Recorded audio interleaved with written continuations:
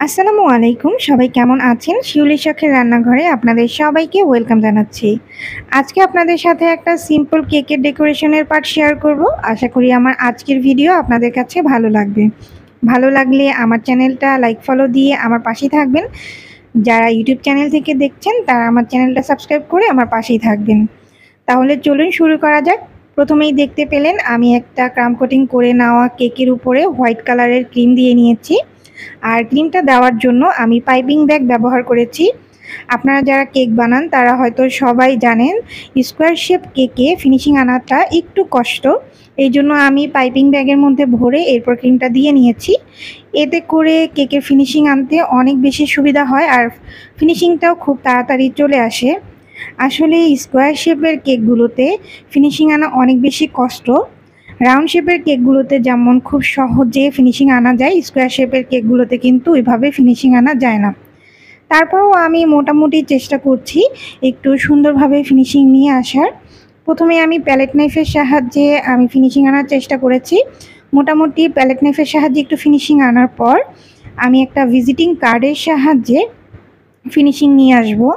আর এই কার্ড দিয়ে কিন্তু খুব সুন্দরভাবে ফিনিশিং আনা যায়। আপনারা ট্রাই করে দেখবেন, কারণ এটা যেহেতু অনেক হালকা, আপনারা হালকাভাবে ধরে টান দিলেই কিন্তু খুব সহজে ফিনিশিং চলে আসে।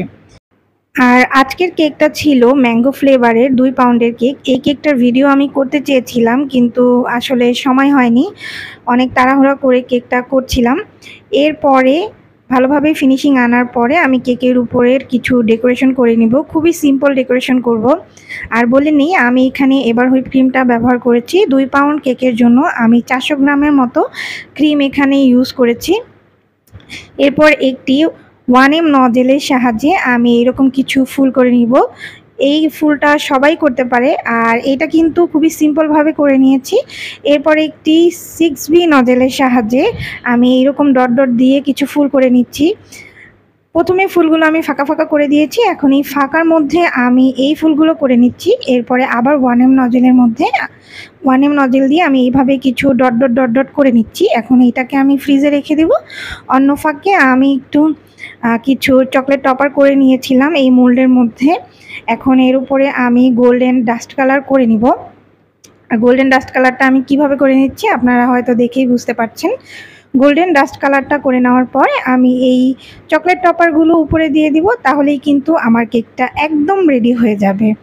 তো আমার আজকের কেকের ভিডিও আপনাদের কাছে কেমন লেগেছে অবশ্যই আমাকে কমেন্ট করে জানাবেন। আর অফ ক্যামেরায় আমি কেকের নিচে বর্ডার করে নিয়েছি আর উপরে নামটাও লিখে নিয়েছি। এখন কিছু গোল্ডেন সুগার বল আর কিছু হোয়াইট সুগার বল দিয়ে কেকের ডেকোরেশন আমি সম্পূর্ণ করব। এই হোয়াইট সুগার বল আর গোল্ডেন সুগার বল দেওয়ার ফলে কেকের লুকটাই কিন্তু চেঞ্জ হয়ে গেছে।